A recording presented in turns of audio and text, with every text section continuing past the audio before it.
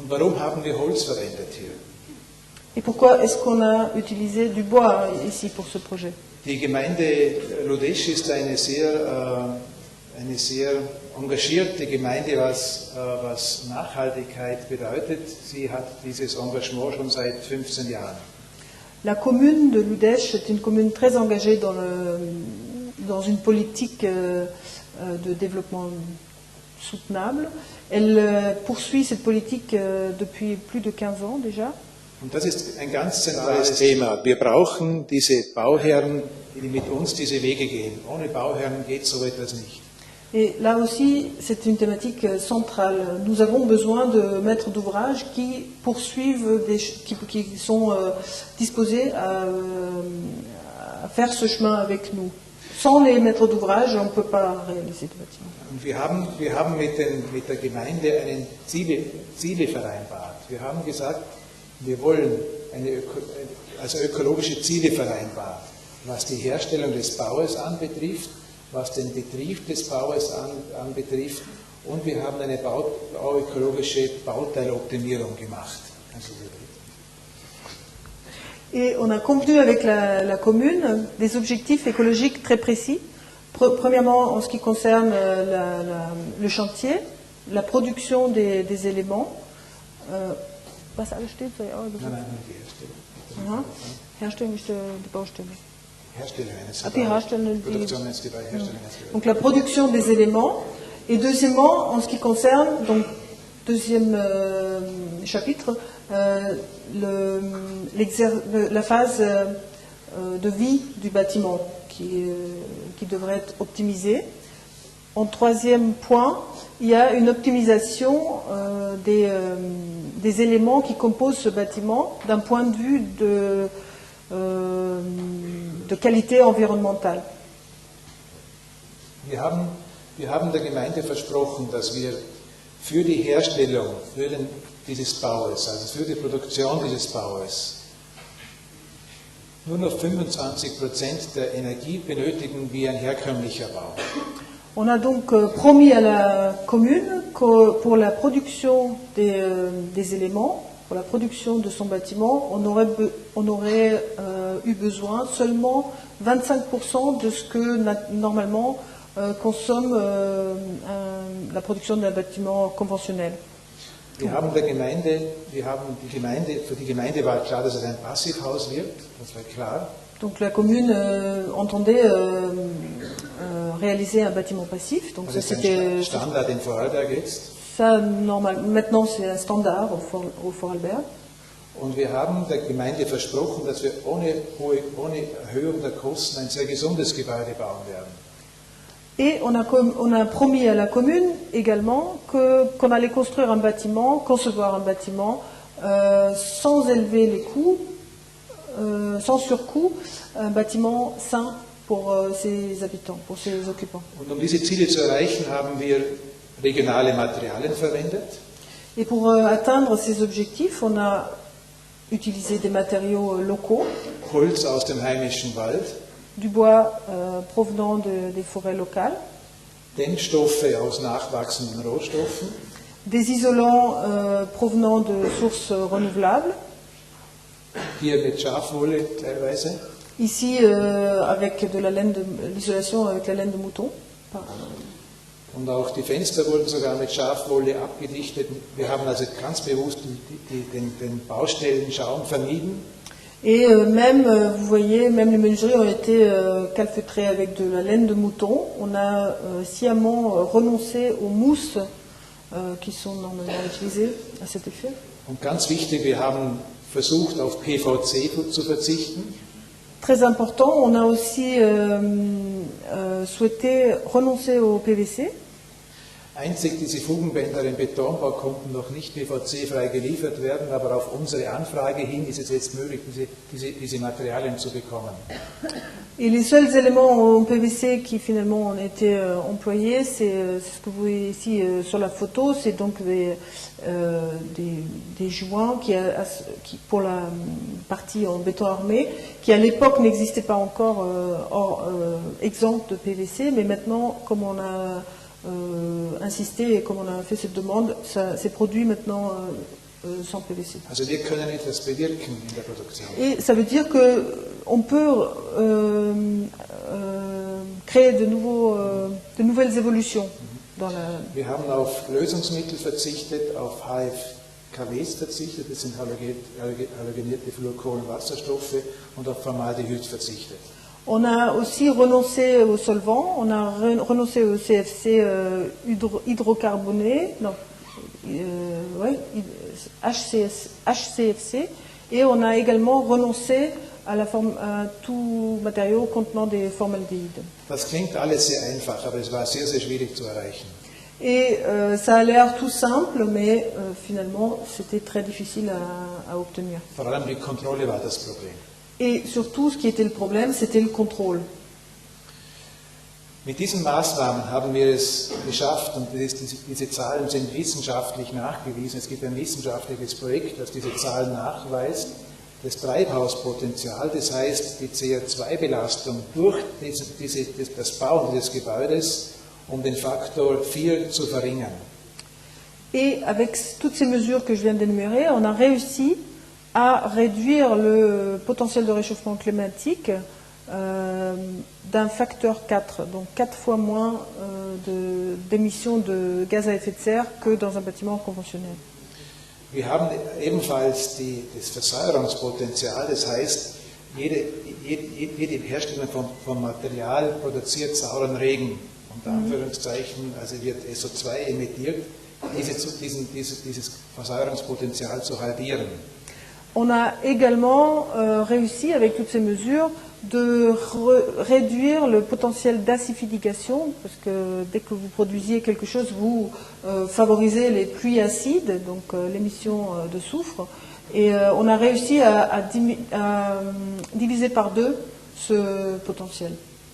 Und Sie sehen, durch diese Passivhausstrategie liegen wir mit dem Heizwärmebedarf ebenfalls um den Faktor 4 niedriger als ein normales Niedrigenergiehaus. Et vous voyez, avec le standard passif qu'on a obtenu, on se situe également d'un facteur 4 environ moins élevé au niveau des consommations par rapport à un bâtiment basse consommation énergétique qui est la règle au Vorarlberg. Das heißt, wir haben einen Endenergiebedarf für das Gemeindezentrum Lodesch im Vergleich, also links ist der Vergleich Standardneubau, Standardverwaltungsbau. Wir haben einen Endenergiebedarf gesamthaft von ca. 60 Kilowattstunden pro Quadratmeter im Jahr. Et au final, ça veut dire qu'on a un besoin d'énergie final qui se situe à 60 kWh par mètre carré par an. À gauche, vous avez le besoin d'énergie pour un bâtiment conventionnel tertiaire. Also für Heizung, Lüftung, Kühlung, Beleuchtung, Warmwasser und so weiter, also für alles. Oder? Donc ce besoin d'énergie finale, ça concerne donc l'énergie pour le chauffage, pour la ventilation, le rafraîchissement, l'éclairage, l'eau chaude et Beleuchtungsstrom und Beleuchtung. Warmwasser. Okay. Und etwas ganz Interessantes haben wir entdeckt. Sie sehen auf der rechten Spalte den Beitrag, den die Photovoltaik liefert vom Gesamtenergiebetrag, und der ist sehr, sehr gering. Et puis on a découvert quelque chose de très intéressant. Tout à fait à droite, vous voyez la contribution que livre l'installation photovoltaïque et finalement elle est très faible. Das heißt, wenn man heute Projekte sieht mit ein paar Quadratmetern irgendwo hingeklebt und man behauptet, es ist nachhaltiges Bauen, dann sieht man an diesen Zahlen, was diese Quadratmeter im Prinzip bewirken. Das sind ja viele. Das muss man Mais parce que aujourd'hui, si vous voyez un bâtiment équipé de quelques mètres carrés de photovoltaïque, on va vous raconter que c'est de la construction durable, mais finalement, avec une telle surface, vous voyez que la contribution vraiment est faible. Also wir haben insgesamt 350 Quadratmeter Photovoltaik. Et là, sur ce bâtiment, on a 350 mètres carrés de panneaux photovoltaïques. wobei natürlich nur ungefähr die Hälfte dieser Photovoltaik wirklich effektiv arbeitet, weil sie zum Teil verschattet ist. Ceci dit, il y a une partie de ces modules qui sont partiellement durant l'année qui sont masqués, et du coup il y a, disons, que la moitié de ces modules qui produisent vraiment de l'énergie. Also wie gesagt, Nachhaltigkeit ist nicht damit abgetan, ein paar Quadratmeter Photovoltaik irgendwo zu platzieren. Et donc, pour résumer, le développement durable, la construction durable ne peut pas se limiter à placer quelques mètres carrés de photovoltaïque dans un coin. Und hier diese Grafik ist eigentlich die wichtigste Erkenntnis. Sie sehen, wir haben, das Grüne ist die benötigte Heizenergie pro Quadratmeter Bruttogeschossfläche und Jahr, und das Orange ist die Energie, die zur Erzeugung, zum Bauen dieses Hauses benötigt wurde, die graue Energie, die benötigt worden ist. Ça peut-être, ici, il s'agit du graphique le plus important concernant ce projet. En vert, vous avez l'énergie pour chauffer le bâtiment. Le besoin d'énergie pour le chauffage, donc rapporté à la surface brute, donc équivalent jaune du bâtiment. Et en orange, vous avez l'énergie grise qui a été mise en œuvre en construisant le bâtiment. Und Sie sehen, bei konventionellen Passivhäusern, die mit konventionellen Materialien gebaut wird, ist diese Herstellungsenergie auf 80 Jahre gerechnet, also 80 Jahre Lebensdauer gerechnet, liegt bei ca. 29 Kilowattstunden pro Quadratmeter und Jahr, während die Heizenergie natürlich nur 10 Stunden pro Quadratmeter. Et vous voyez en deuxième point, donc des bâtiments conventionnels passifs, donc construits, réalisés en utilisant des matériaux conventionnels, donc pas renouvelables. Cette énergie grise pour réaliser le bâtiment, calculée sur 80 ans, donc une durée de vie de bâtiment, elle se situe à 29 kWh par mètre carré par an, alors que le besoin d'énergie pour le chauffage est seulement de 10. Sie sehen, es hat also sehr wohl einen Sinn, über das Bauen selber nachzudenken, über die Einsparung der Energie im Bauen selber. Mit welchen Materialien baue ich? Et vous voyez, ça fait tout à fait sens de réfléchir à la construction même, avec quels matériaux je vais réaliser mon bâtiment. Und wenn wir gesamthaft von dieser CO2-Problematik diese CO2-Problematik lösen wollen, müssen wir auch darüber nachdenken. Et si nous souhaitons réellement résoudre cette problématique d'émission de CO2, il faut qu'on réfléchisse dans ces termes. Und was wir gemessen haben, das ist natürlich immer wichtig, was wird am Schluss gemessen. Wir haben die Luftqualität gemessen in diesem Haus. Und wir liegen beim Formaldehyd unter einem Grenzwert, der für empfindliche Gruppen gilt. Et ce qu'on a finalement relevé, parce que c'est toujours bien sûr important de voir ce qu'on mesure après avoir réalisé un bâtiment. Là, on a mesuré la qualité de l'air intérieur et on se situe en dessous d'une valeur cible, une valeur limite, pour des groupes de population particulièrement sensibles, donc des personnes âgées, malades, enfants, etc. Und bei der Messung von diesen flüchtigen Kohlenwasserstoffen, VOC, da liegen wir in einem fast nicht messbaren Bereich. Et quand on mesure les composantes organiques volatiles, donc les COV, on se situe dans une partie qui est pratiquement plus mesurable. Das heißt, es hat auch Sinn nachzudenken, nicht nur bezüglich der CO2-Problematik, sondern auch der Belastung unserer Umwelt, mit welchem Material baue ich. Et donc vous voyez que ça fait sens de réfléchir sur les matériaux qu'on va employer, parce que non seulement ça aura un effet sur les gaz à effet de serre, mais aussi sur la qualité de notre environnement. Und diese Optimierung, also diese ökologische Optimierung, dass also dieses Haus eine gesunde Umgebung wieder bekommt, dafür haben wir nur 1,8% Mehrkosten gehabt. Et toute cette démarche d'optimisation pour créer donc le plus grand confort intérieur et l'atmosphère la plus saine intérieure, on l'a obtenu avec des surcoûts écologiques de 1,8%. Das heißt, gesundes Bauen ist keine Frage der Kosten. Et finalement, on peut résumer, la construction saine n'est pas une question de coût. Ein anderes Projekt, das war jetzt ein sehr theoretischer Ansatz. Ich möchte jetzt so in diesen nächsten Ausführungen einige Projekte etwas schneller durchgehen, einfach auch nochmals zu zeigen, welche Möglichkeiten im Holzbau heute stecken. Donc là, on a vu un projet sous un angle un peu théorique, et là, je voudrais maintenant vous montrer quelques projets qui vous montrent tout le potentiel de la construction bois. Und vor allem, welche konstruktiven Möglichkeiten im Holzbau stecken. Et surtout, le potentiel d'un point de vue constructif que possède ce matériau bois. Hier hatten wir die Aufgabe, für einen Holzbaubetrieb, für einen großen Holzbaubetrieb ein Büro zu bauen.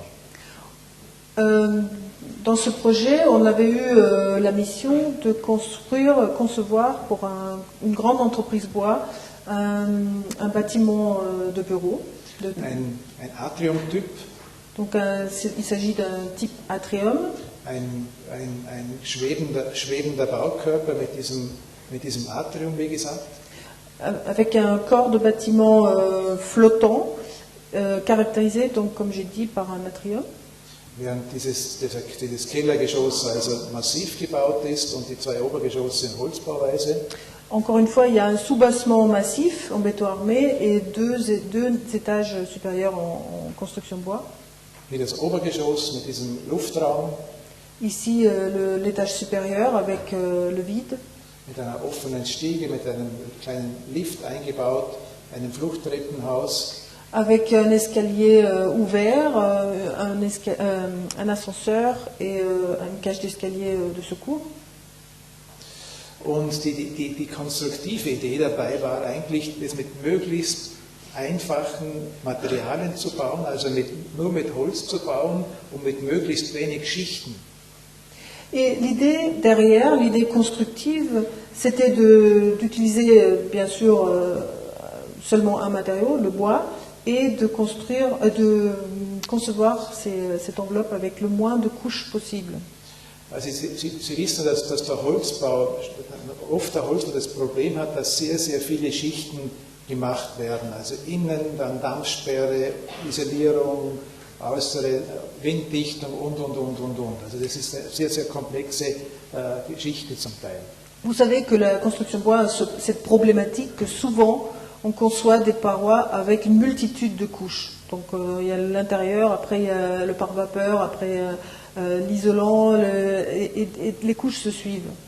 Und wir haben hier ein ganz einfaches Wandelement gemacht. Es besteht aus einem 28 cm dicken Brettschichtholzelement, einer Wärmedämmung aus Holzfaserstoff und einem äußeren Brettschichtholzelement, also ein Sandwichpanel.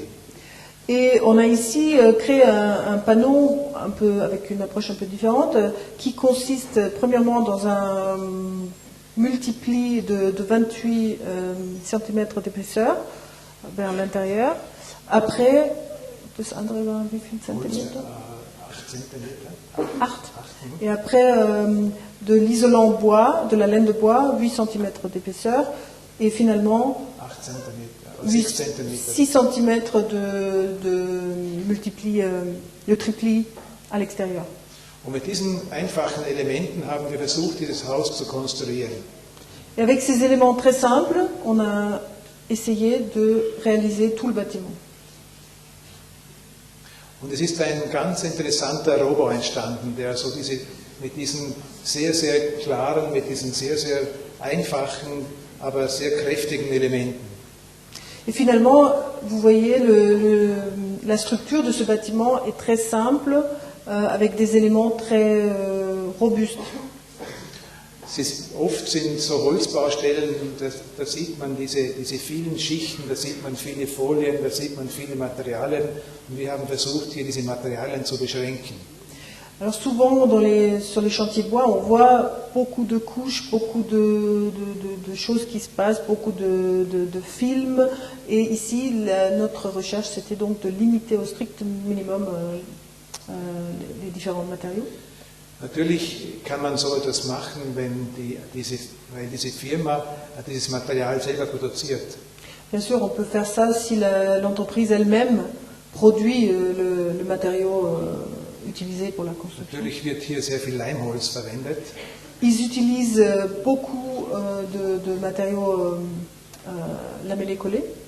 Aber es war eine Reaktion auf diese Anforderungen. Das heißt, wir versuchen immer, unsere Konstruktionen diesen Anforderungen anzupassen.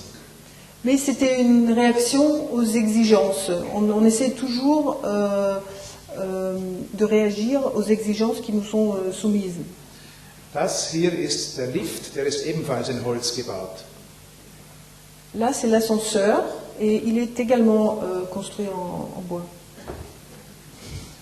Und hier natürlich, so diese konstruktive Idee entwickelt auch die Struktur des Gebäudes, die Tektonik des Gebäudes. Und das ist für uns das reicht für uns als architektonische Formulierung. Et là, vous voyez la structure du bâtiment, la tectonique du bâtiment, qui nous suffit, ça nous suffit comme formulation architecturale. Ich habe noch keine professionellen Fotos, das sind also Pocket-Kamera-Fotos, aber es zeigt ganz ehrlich dieses Gebäude. Mais je n'ai pas encore de photos professionnelles, je vous montre donc des photos prises avec un petit appareil, mais ça vous montre l'honnêteté de ce bâtiment. Da hat dieser Innenraum, diese Halle, diese zweigeschossige Eingangshalle im Rohbauzustand. Là, vous avez une photo donc sur l'atrium ouvert sur 2 niveaux. Und hier diese fertig ausgebaute Halle mit diesen feinen Oberflächen, wo wir ganz bewusst nur 2 Materialien verwendet haben, das dunkle Holz für den Boden und für die Türen und das helle Holz für die Konstruktion und für die Wände. Et le même espace, une fois fini, où on s'est limité là aussi à 2 matériaux, deux types de matériaux. Donc pour le sol et les portes, un bois foncé, et pour le reste, du bois très clair. Und das Holz ist sehr vielfältig. Man kann sogar schallschluckende Oberflächen bauen. Diese Wände haben kleine Schlitze, die den Schall schlucken. Et le bois est vraiment a des capacités multiples. On peut aussi construire des surfaces qui amortissent les bruits. Là, ces surfaces possèdent de petites fentes qui absorbent donc les bruits. Und das ist das Faszinierende an diesem Material, da kann man sehr, sehr viel in dieser sehr klaren und einheitlichen Sprache eigentlich formulieren.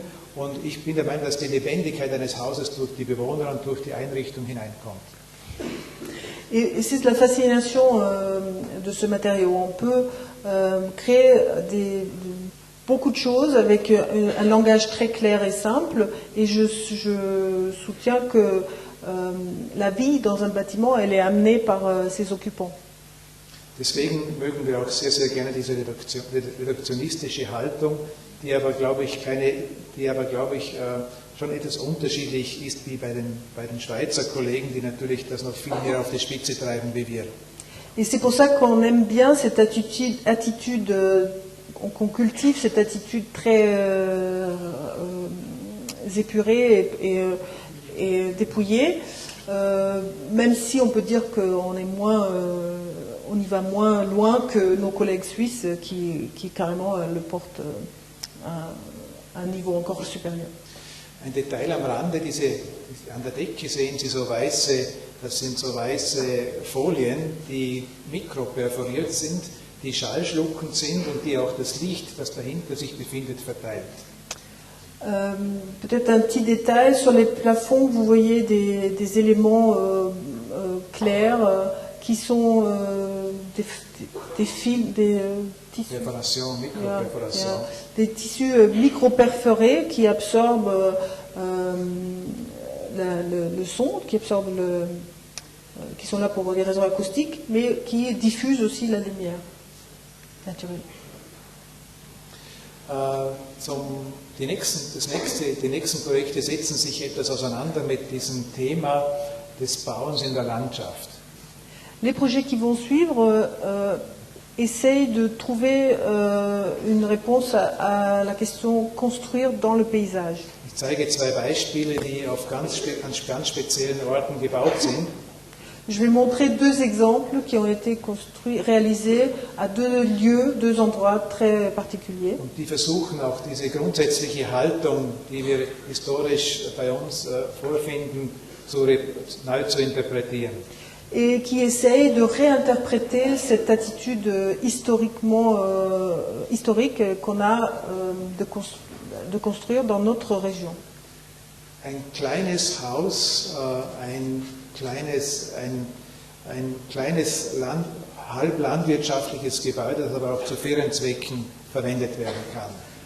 Un petit bâtiment, moitié agricole, mais qui peut aussi être utilisé pour les vacances.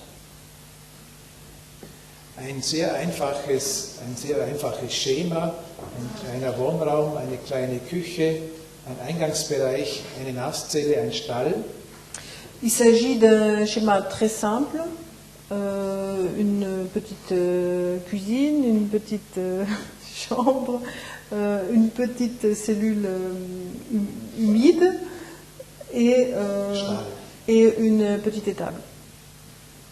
Und im Obergeschoss, das habe ich nicht dabei, ist egal. Und also im Obergeschoss sind Schlafzimmer, die Folie fehlt. À l'étage, vous avez des chambres. J'ai pas amené le plan. Und bei diesem Grundstück ist eine eigene Waldparzelle dabei und es war möglich, aus diesem Wald das Holz herauszunehmen, um dieses Haus zu bauen. Et la parcelle est caractérisée par une forêt qui fait partie donc, du terrain. Et il était donc possible de prendre le bois directement sur place. Deswegen haben wir also uns entschlossen, dieses Haus ganz aus Holz zu bauen, ohne Wärmedämmung, ohne anderes Material, weil es eigentlich auch ein Sommerhaus ist. On s'est donc décidé de construire ce bâtiment entièrement en bois, donc sans aucune isolation apportée, juste du bois, parce qu'en plus ce bâtiment sera utilisé pendant la période estivale. Es interpretiert natürlich diese vorgefundenen historischen Formen auf eine eigene Art. Il y a bien sûr ici une interprétation des formes trouvées sur place à sa manière. Natürlich mit einem Satteldach, weil auch das Dach in Holz gedeckt werden sollte. Et bien sûr avec une toiture à deux pans, puisque aussi la toiture devait être couverte par du bois. Aber wir versuchten sehr wohl diese modernen Elemente wie große Fenster in dieses Haus zu integrieren. Mais on a essayé en même temps d'intégrer des éléments modernes dans cette forme traditionnelle, comme par exemple les fenêtres en bandeau.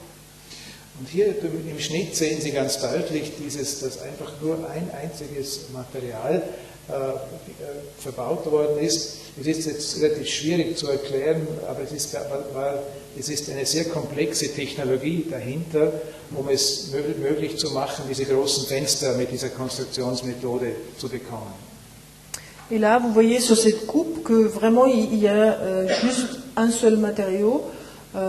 C'est bien sûr un peu complexe d'un point de vue technologique de réaliser des ouvertures aussi grandes avec ce type de système constructif.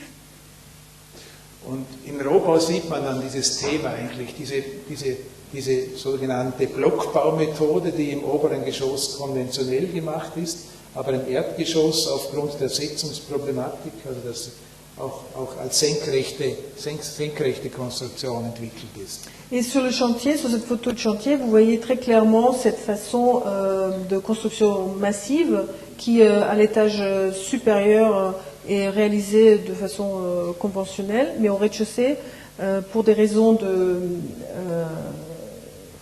tassement, peut aussi être utilisée en vertical. Und Allein aus dieser Auseinandersetzung mit den Möglichkeiten oder mit den Gesetzmäßigkeiten einer Konstruktion entsteht ein gestalterisches Spiel. Et rien qu'en essayant de trouver une réponse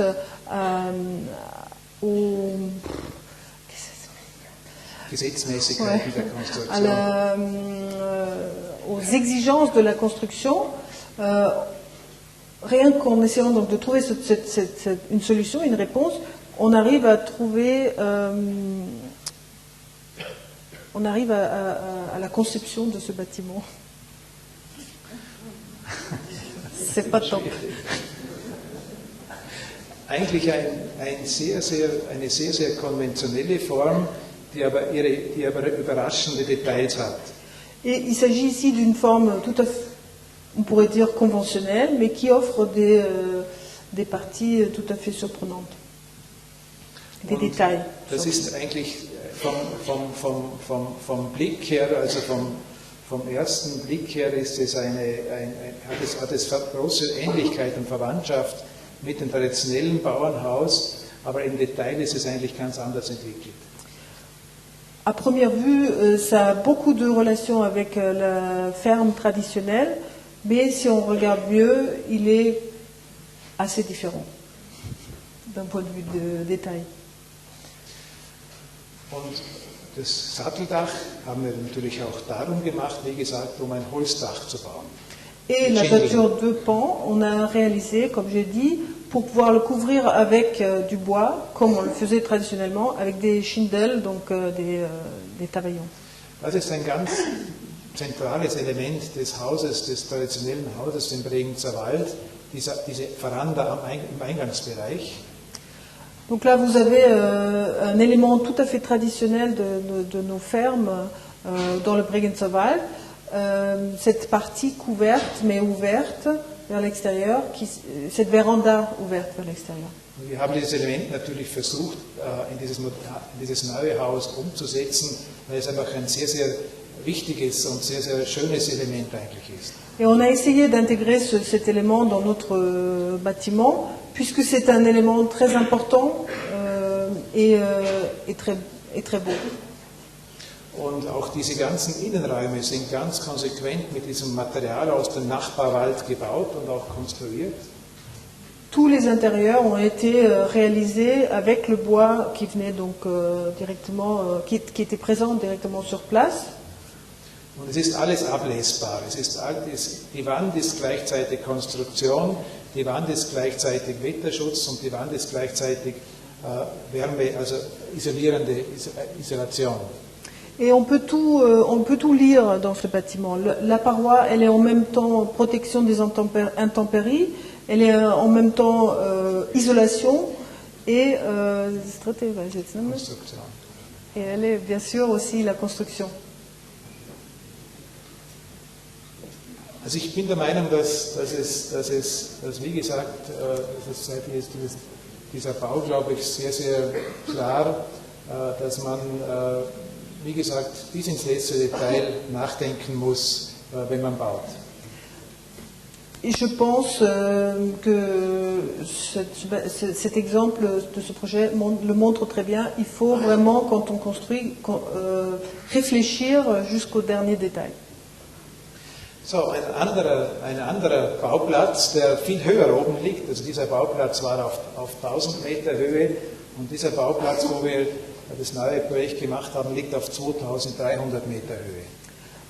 On va maintenant passer à un autre terrain de construction, celui qu'on vient de voir et se situait à peu près à 1000 mètres d'altitude, et là on va aller à 2300 mètres d'altitude. Also im Hochgebirge im Tirol, Zillertal. Donc on se situe dans la haute montagne, le Zillertal au Tirol. Und es war die Aufgabe, diese Berghütte mit einem Neubau zu ersetzen. Et notre mission, le projet portait sur une substitution de ce chalet de montagne par une nouvelle construction. Wir haben einen Wettbewerb gewonnen. On a donc gagné le concours. Auf diesem wunderschönen Bauplatz. sur ce terrain de construction merveilleux. Und ein ganz zentrales Thema ist diese Achse, diese Axialität, diese Achse dieses Tales. Et bien sûr, une thématique centrale ici, c'est l'axe de cette vallée. Und diese Achse haben wir auch in diesem Neubau ganz bewusst aufgenommen. Et cet axe, on l'a sciemment repris pour notre projet.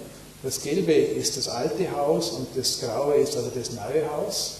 Le jaune, le pointillé jaune correspond à l'ancien bâtiment et le gris, c'est donc le nouveau projet. Und die Linie rundherum, das sind Grundstücksgrenzen. Man glaubt es kaum. Et le pointillé tout autour, c'est les limites de la parcelle. On y croit difficilement. Also es gibt auch da oben sogar Grundstücksgrenzen. Même au plus haut niveau, à 2300 mètres, il y a des limites de parcelles. Die Aufgabe ist natürlich eine sehr traditionelle Aufgabe, eine Berghütte, ein Restaurant mit Schlafmöglichkeit, ein Sommerhaus und auf der linken Seite das Winterhaus.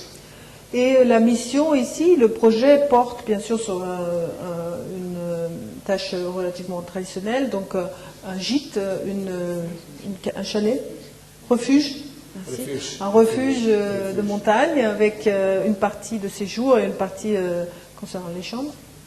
Mit diesen 60 Betten insgesamt. Avec 60 lits au total. Und wer viel in den Bergen wandert, der weiß auch, glaube ich, der hat auch einen Sinn, was man erwartet in dieser Höhe. Man erwartet eigentlich eine sehr reduzierte Umgebung, kein Luxus, sondern eine sehr reduzierte Umgebung. Et ceux parmi vous qui font beaucoup de randonnées savent à quoi s'attendre à cette altitude, dans cet environnement. On s'attend à quelque chose de très simple. On ne s'attend pas à du luxe, mais on s'attend à du confort. Natürlich gibt es Bilder, es gibt Vorbilder für diese Berghütten. Diese alten Berghütten waren meistens in Stein gebaut. Et il y a des modèles pour ce type de refuge, et ces refuges traditionnels étaient souvent construits, ou surtout construits en pierre. Aber warum waren sie in Stein gebaut? Weil es damals die einzige Möglichkeit war, weil es keine Transport, weil es das Billigste war. Früher war der Steinbau das Billigste auf dieser Höhe zu bauen. Et pourquoi ils ont été réalisés en pierre? C'est parce qu'à l'époque, c'était la façon la moins chère de construire. Heute ist diese Baumethode das teuerste. Aujourd'hui, c'est la manière la plus chère de construire. Und es gibt auch niemanden mehr, also bei uns zumindest gibt es keine Handwerker mehr, die dieses Steinmauerwerk beherrschen.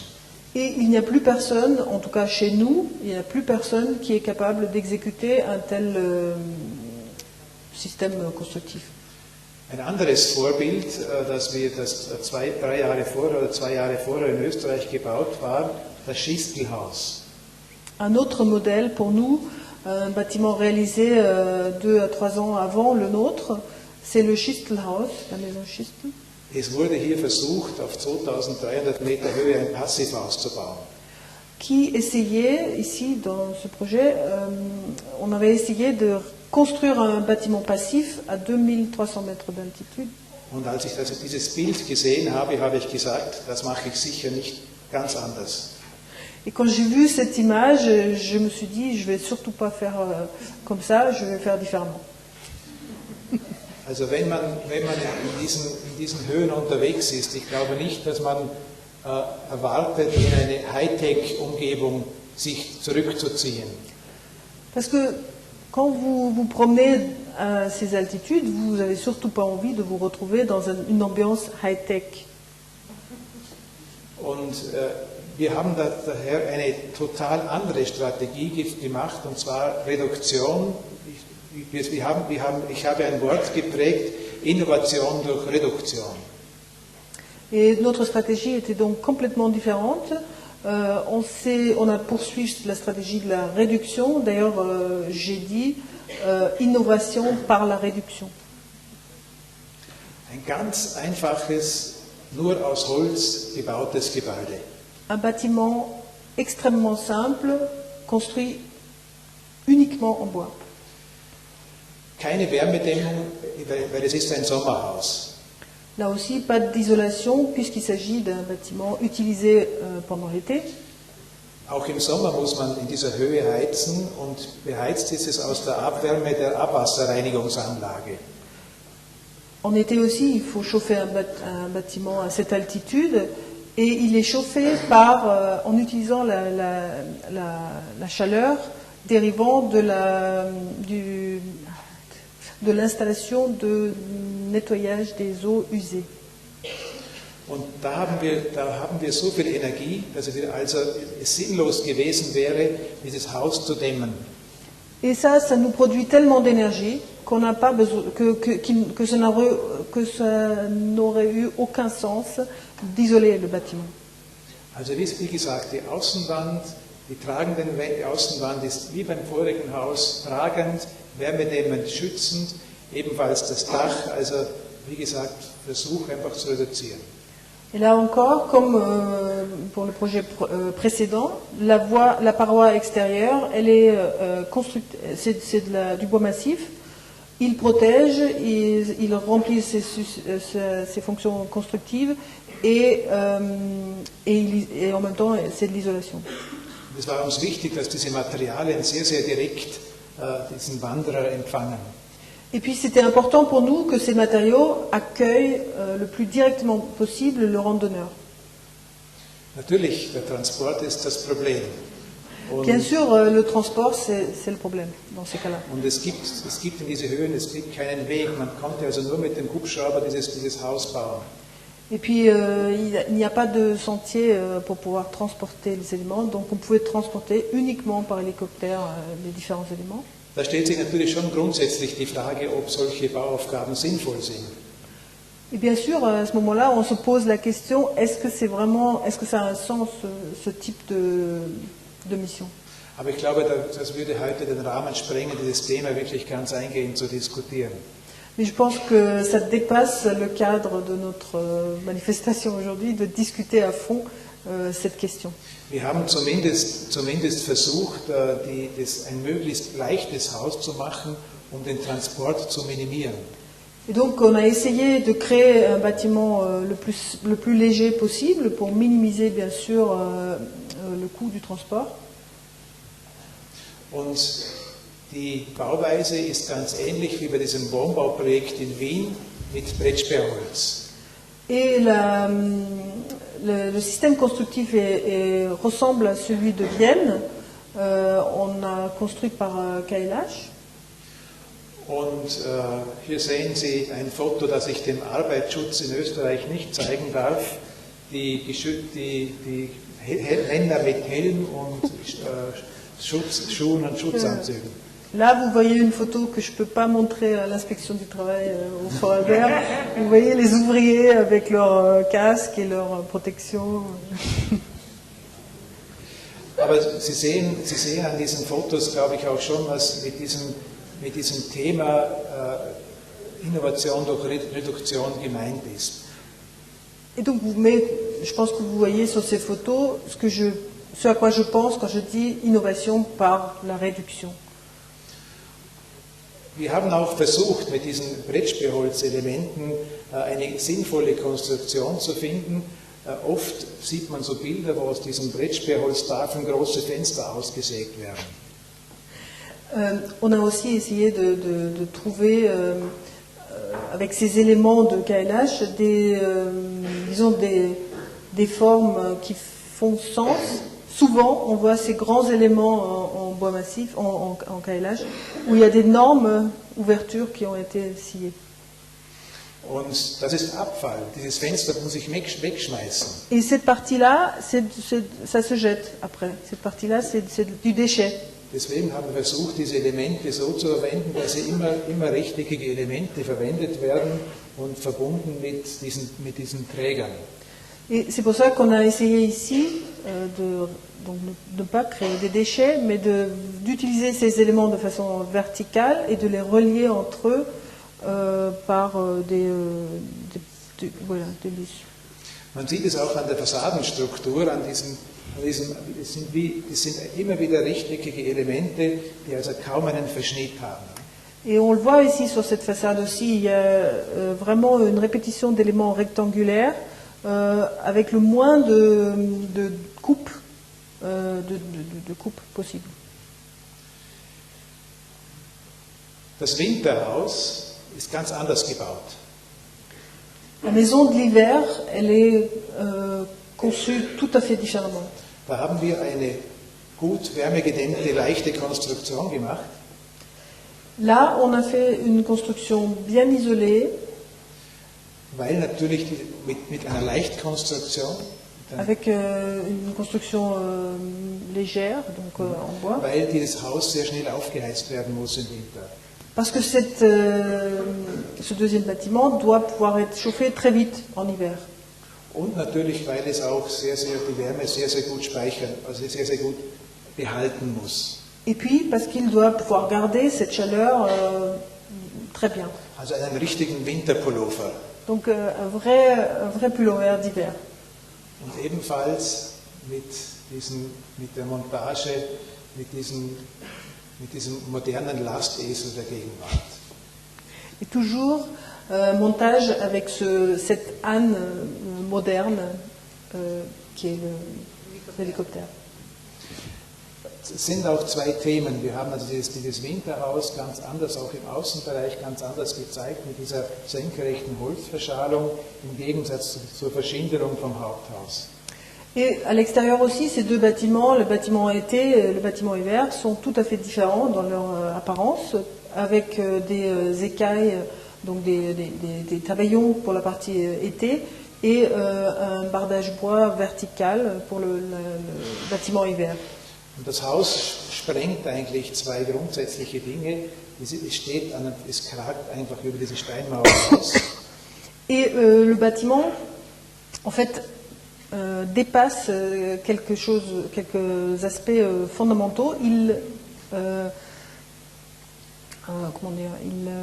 est en porte-à-faux au-dessus de cette paroi en pierre. Und es hat dieses große Wandfenster.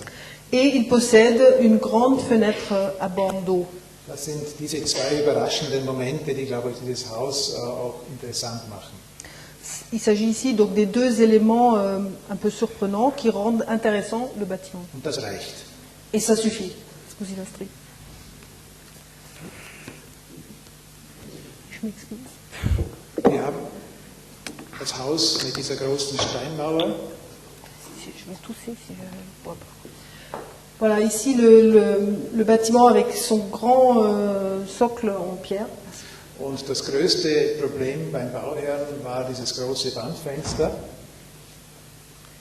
Et le plus grand problème beim Bauherrn, le plus grand problème pour le maître d'ouvrage, en fait, c'était cette grande fenêtre bandeau. wollte ganz kleine Fenster mit Sprossen zuerst. Au début, en fait, il nous avait demandé des toutes petites fenêtres, si possible avec des croisillons. Aber jetzt ist überzeugt davon. Mais maintenant, il est convaincu. Das sehen Sie dann bei den nächsten Fotos. Et ça, vous allez le voir sur les photos qui suivent. Also diese Achse, wie gesagt, dieses Haus, das steht genau in dieser Achse und dieses große Fenster natürlich schaut in diese Achse hinein. Et bien sûr, encore une fois, l'axe, le bâtiment se trouve tout à fait sur l'axe et la grande fenêtre, elle s'ouvre sur cet axe. Im Winter verschließt sich das Haus. En hiver, le bâtiment se ferme. Es hat diese Läden und hier ein eindrückliches Bild von dieser Landschaft. Et puis encore une photo très suggestive de ce paysage. Die viel schöner ist wie das Haus. Qui est bien sûr beaucoup plus belle que le bâtiment. Plus beau que le bâtiment. Der Innenraum als Rendering, das war das Versprechen für den Bauherrn. Wir haben gesagt, wir machen dieses große Fenster, weil dieser Blick sehr, sehr wichtig ist. Et là, vous avez l'intérieur en image de synthèse. C'était la promesse pour le maître d'ouvrage. On lui a dit, on fait cette fenêtre parce que cette vue est magnifique. Und hier das realistische Foto, also wir haben dieses Versprechen eingehalten. Et là, la photo prise réellement, et on a tenu la promesse. Und hier also wenn Sie da hinaufgehen, dann wartet Sie ein wunderschönes Schlaflager. Et quand vous montez, un magnifique dortoir vous attend.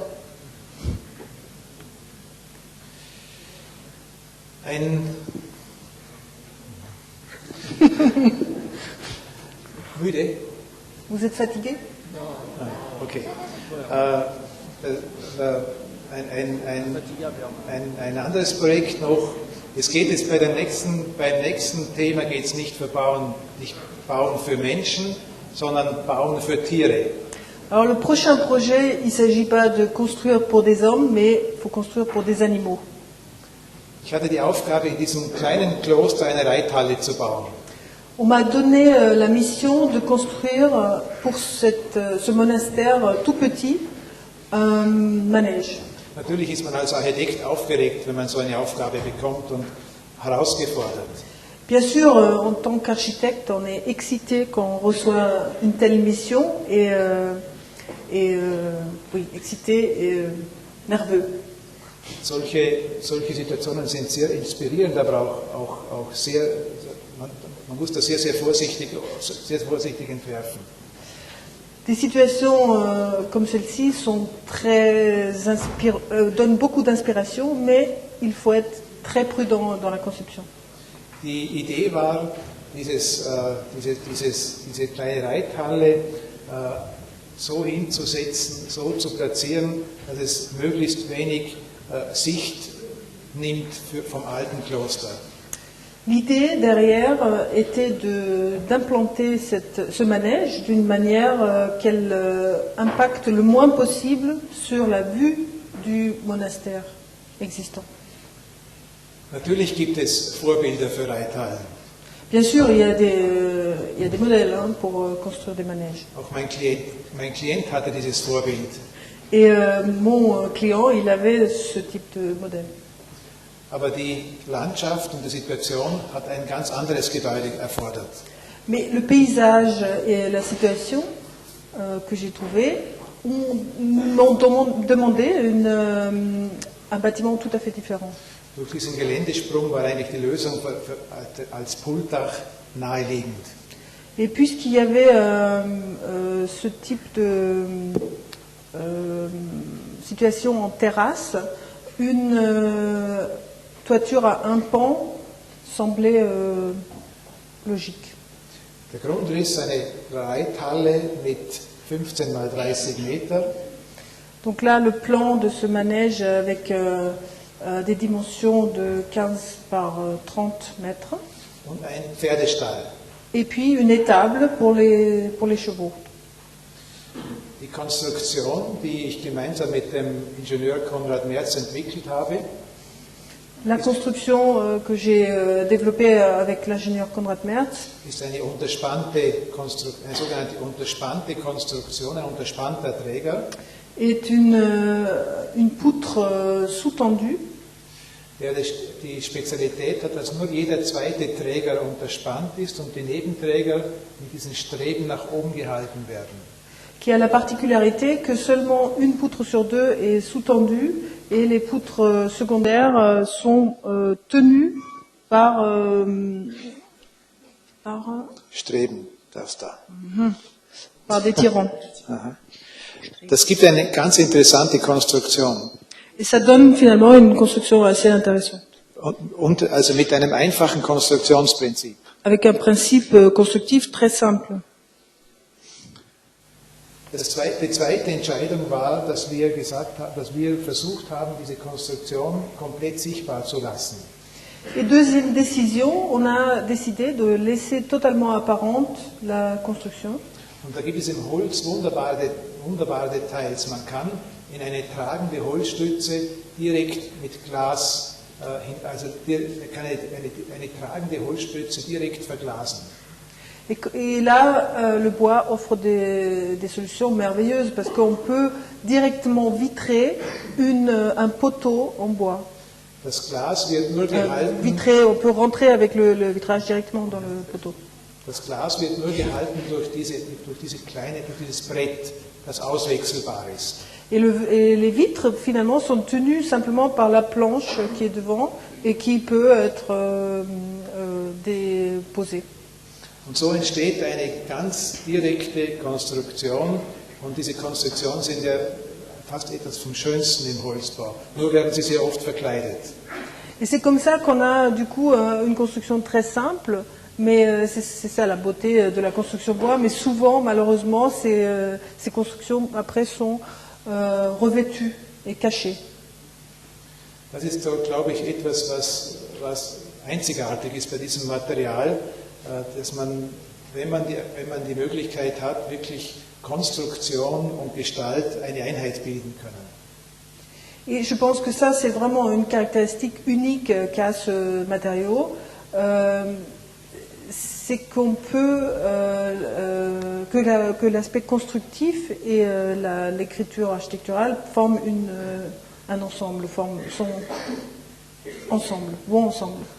Also, wie gesagt, eine ganz einfache Strategie, ein einfaches Gebäude, aber mit einer interessanten Konstruktion und es entsteht Architektur. Et comme je vous ai dit, donc une stratégie très simple, un bâtiment très simple mais avec une construction, un système constructif ou des détails constructifs apparents et vous créez de l'architecture. Und diese Konstruktion kann fast zum Ornament werden. Et cette construction, elle peut presque devenir un ornement, une décoration. Diese Halle ist so geworden, dass nicht nur geritten wird, sondern dass auch Konzerte stattfinden. Et ce manège, finalement, maintenant il est utilisé non seulement pour aller à cheval, mais aussi pour faire des concerts.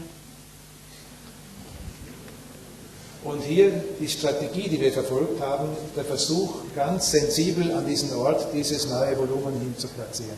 Et puis là, la tentative, la stratégie qu'on a donc poursuivie, d'intégrer avec beaucoup de sensibilité ce bâtiment dans le paysage. Der nächste Bauherr. Le prochain maître d'ouvrage. Auch Ställe können architektonische Aufgabenstellungen sein. Des étables aussi peuvent représenter une mission architectonique exigeante. Das ist wahrscheinlich bei Ihnen dasselbe. Das sind einfach große Hallen, wo das Vieh frei herumlaufen kann. Et je pense qu'ici en France c'est pareil. Les étables aujourd'hui, c'est des grands espaces où le bétail peut librement circuler. Normalerweise haben diese Hallen immer so ein riesiges Satteldach. Et d'habitude, ces grands bâtiments possèdent des toitures à deux pans. Weil alle sagen, dass die Luft muss oben raus können. Parce que tout le monde dit que l'air doit pouvoir s'échapper en haut. Und das gibt dann diese hässlichen landwirtschaftlichen Gebäude. Et puis finalement, on obtient ces bâtiments agricoles plutôt laids. Wir haben eine ganz andere Lösung entwickelt. Wir haben einen Basilika-Typ gebaut. Nous avons développé une typologie tout à fait différente qui se réfère au basilic. Auch hier kann die Luft oben hinausströmen. Là aussi, l'air peut s'échapper par le haut. Natürlich hat es eine andere Konstruktionsmethode, natürlich ist es nicht konventionell und ich musste den Klienten sehr, sehr überzeugen, dass wir dieses Haus bauen durften. Et bien sûr, il s'agit là d'un bâtiment qui n'est pas courant, donc il a fallu convaincre le maître d'ouvrage de ce projet. Eine wichtige Forderung war, dass wir nur Holz, das direkt aus dem Wald kommt, verwenden, also kein verleimtes Holz. Forderung vom Architektur oder Ja, vom Klienten? von uns und vom Klienten beiden. Ja. Une exigence importante de nous en tant qu'agence et du maître d'ouvrage était que le bois utilisé ne devait pas être lamellé-collé, donc devait directement être employé comme il vient de la forêt. Darum sind auch diese interessanten Fachwerkträger entstanden, die zum Teil zwei- und dreifach ausgebildet sind. Et c'est la raison pour laquelle on a conçu ces poutres treillis triangulaires assez intéressantes qui parfois sont même, existent même en trois, sont triplées. Weil wir waren natürlich vom Querschnitt beschränkt, wir konnten keine großen Querschnitte leimen. Et bien sûr, ça parce qu'on était limité pour la section, puisqu'on s'était dit qu'on n'allait pas coller. Und es sind wieder ganz alte Holzverbindungen entstanden, also so zimmermannsmäßige Holzverbindungen entstanden, so in etwa so ein Versuch, eine Wiederentdeckung des alten Ingenieurholzbaus. Et finalement, ce qu'on a obtenu, c'est des détails qui ressemblent aux vieux détails de charpentier qu'on a redécouvert en quelque sorte. Et c'est une redécouverte de la construction d'ingénieurs d'autrefois. Und entstanden ist einfach eine sehr leichte, sehr luftige, sehr helle Halle. Et ce qu'on a obtenu finalement, c'est une halle, un bâtiment très aéré, très léger, envahi par la lumière, Mit einer offenen Fassade, avec une façade ouverte, weil das Thema ist die gute Durchlüftung. parce que la thématique c'est la ventilation optimisée. Und im Außenbereich ist natürlich diese Bauform viel interessanter wie diese Satteldachhalle. D'un point de vue extérieur, aspect extérieur, bien sûr, cette forme-là est beaucoup plus intéressante que la classique toiture à deux pans. Und wir haben auch als Belichtungsfläche ganz moderne Materialien wie eine transluzente Folie eingesetzt. Et puis, on a utilisé pour l'éclairage des matériaux modernes comme une toile translucide. Also durchaus eine Kombination zwischen diesem alten, traditionellen Material und mit diesen modernen Elementen. Donc il s'agit ici d'une jonction entre d'un assemblage de matériaux, un matériau très ancien avec de la modernité. So, und zum Schluss, das letzte Projekt, das ich Ihnen noch zeigen möchte, ist noch nicht gebaut, aber es ist mein erstes Projekt in Frankreich. Et puis pour terminer, le dernier projet que je voudrais vous montrer, il n'a pas encore été construit, mais c'est mon premier projet en France. Ich habe ja diesen Global Award for Sustainable Architecture gewonnen und mit diesem Preis kombiniert ist ein kleines Projekt. Et comme vous savez, j'ai gagné le prix Global Award for Sustainable Architecture, donc le prix mondial pour l'architecture durable, et lié à ce prix est la conception et construction d'un petit bâtiment. Das Grundstück ist in Chanteloup-les-Vignes. Et le terrain se trouve à Chanteloup-les-Vignes. Und ein sehr langes Grundstück, wo wir die Aufgabe haben, ein kleines Haus, Seminargebäude zu bauen, wo man ein Passivhaus erleben kann. Et le thème qu'on nous a posé, la mission qu'on nous a donnée, sur cette parcelle très étirée, très allongée, de construire un petit gîte avec des salles de réunion où on peut expérimenter le bâtiment passif. Wir haben natürlich die Erfahrungen, die wir in Lodèche gewonnen haben, versuchen wir hier umzusetzen. Et bien sûr, les expériences qu'on a pu obtenir avec le bâtiment de Lodèche, on a essayé de les mettre à profit ici pour ce projet. Wir versuchen auch diese graue Energie zu minimieren. On essaye ici aussi de minimiser l'énergie grise. Das heißt, wir versuchen auch möglichst wenig Beton zu verwenden. Die Fundamente sind nur Einzelfundamente. On essaie bien donc d'utiliser le moins de béton armé possible. Les fondations sont donc constituées par des plots individuels. Das Eingangsgeschoss, das Haus wird über eine Brücke erschlossen, hat einen Seminarraum und Nebenräume im Erdgeschoss. Là, vous avez le rez-de-chaussée qui est desservi par un petit pont avec une salle de conférence et quelques petites pièces secondaires en façade. und im Untergeschoss drei Schlafräume. Au sous-sol, on trouve 3 chambres. Also wenn das Haus gebaut ist, kann man dort übernachten. Donc une fois le bâtiment sera terminé, on pourra dormir sur place. Und die Idee ist eigentlich, wie gesagt, auch dieses naturbelassene Holzgebäude in diese Landschaft hineinzustellen, mit diesen großen Vordächern, die diese naturbelassene Holzfassade schützen. L'idée, c'est donc d'intégrer ce petit bâtiment dans le paysage, avec ses façades non traitées en bois et